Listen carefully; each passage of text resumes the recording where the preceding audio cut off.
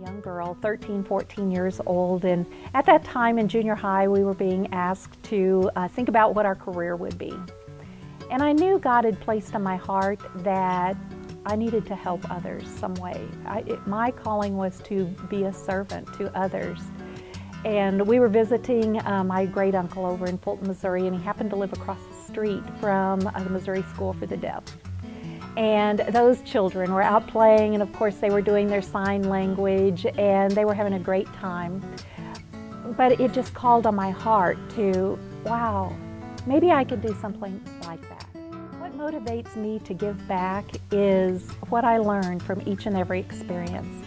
God gives me lessons every time I reach out to someone.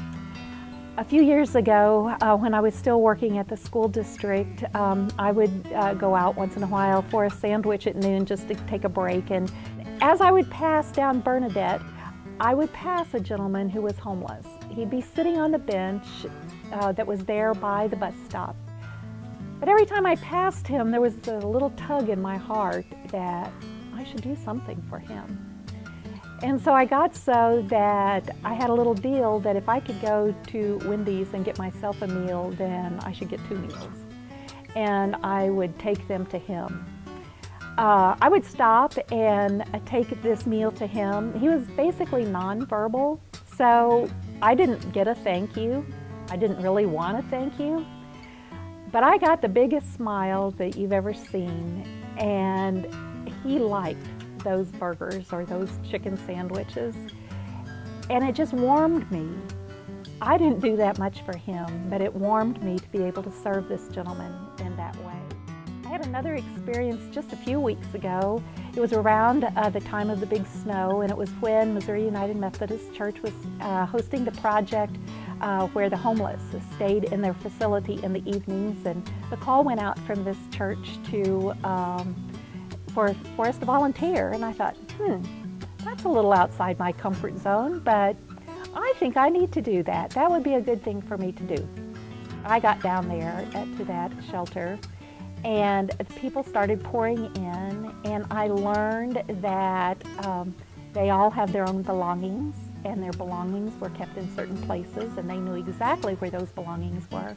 They knew where they wanted their cot to be. They had little places picked out already, and if a new person came and got in their spot, they'd probably have to move because they had spots picked out.